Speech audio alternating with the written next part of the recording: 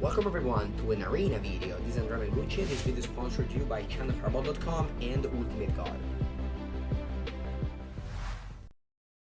Hello everybody and welcome to the decks of the weekend, my weekly video that goes through the decks of the modern, historic and standard format that caught my attention the most.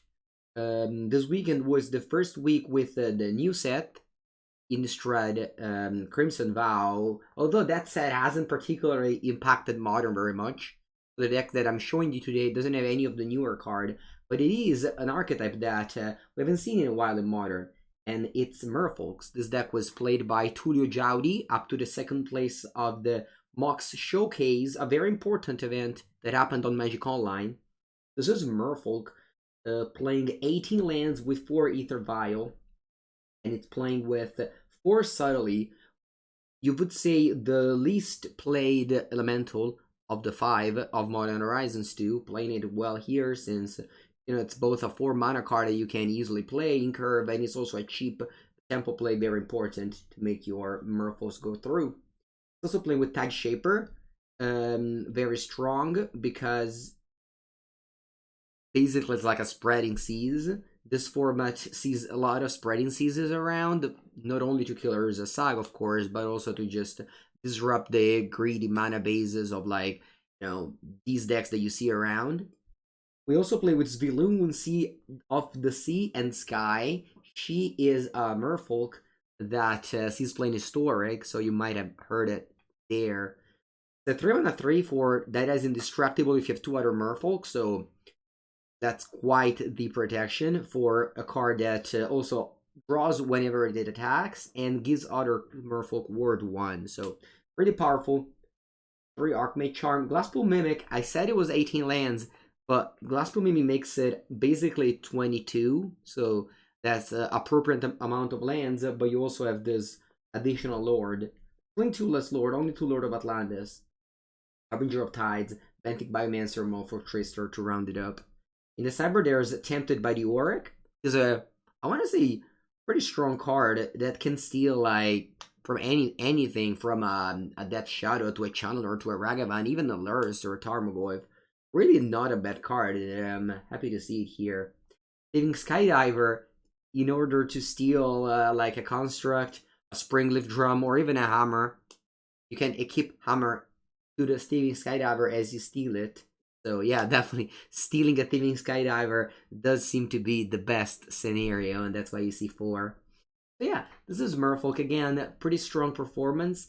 The event was finally won by Belcher. Belcher had a fantastic weekend. He won the Mock Showcase, he won another challenge with several top 8, so definitely check that deck out if you're into modern combo decks. Belcher is making a very big rise over here.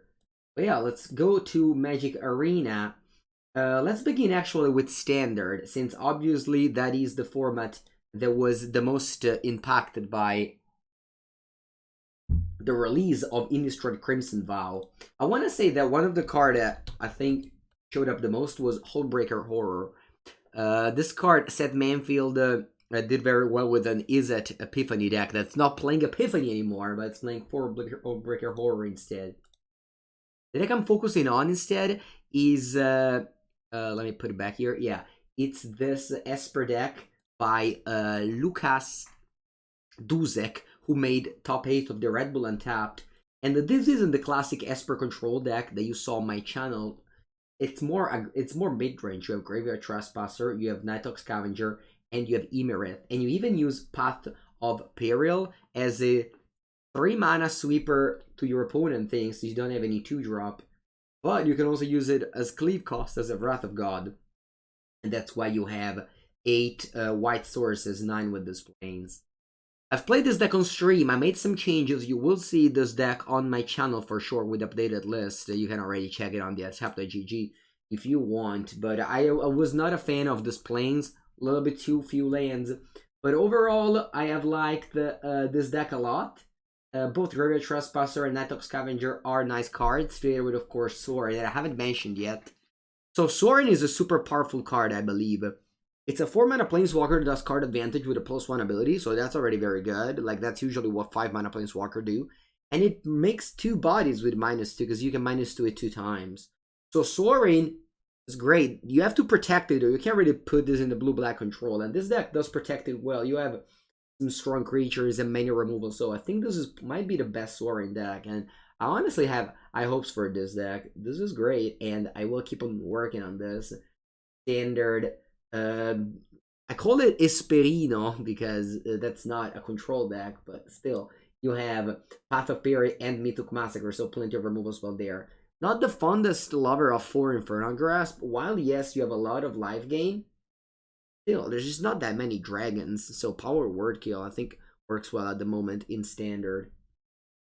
And let's finally go to Historic. So Historic hasn't really seen much this weekend, so I'm not really showing you something entirely new, actually something new at all. Everyone has seen this deck already, but this is my deck choice for Historic at the moment. I have a PT, the Arena Mythic Championship happening in a few weeks, and this would be my deck of choice at the moment. It's the green-white humans deck that you've seen me piloting already. There's a new card that I haven't tried yet and I could consider, and that's called Amulet Vanguard. It's a 3-mana 1/1 War 2 that comes into play very big, and it has War 2, so you can play that maybe over 1 Adeline, but overall this is the deck. I prefer Selfless Savior to Dauntless Bodyguard, since this turn 1 Selfless Savior, and then you can protect Thalia, Brutal Qatar, and so on and so forth, or even the non-humans in the sideboard like Redane, Skekliv Apparition. Not Yasharn, you have to board it out. You have to board out the protection whenever you're bringing Yasharn. But yeah, so this is my deck of choice if I had to play a standard, an historic tournament at the moment. Whereas in standard, I'm still working on that Esper deck. But yeah, this is my deck of the week. And if you like this series, I'll keep on making them every Monday. Yeah, just leave a comment, like, and subscribe, and I'll see you every day with a new video that either comes from my stream or that or a unique video from a YouTube channel. But yeah, me and my editor, we try to make every day. We try to post every day a video. So yeah, check it out. Check this channel out. Thank you for watching.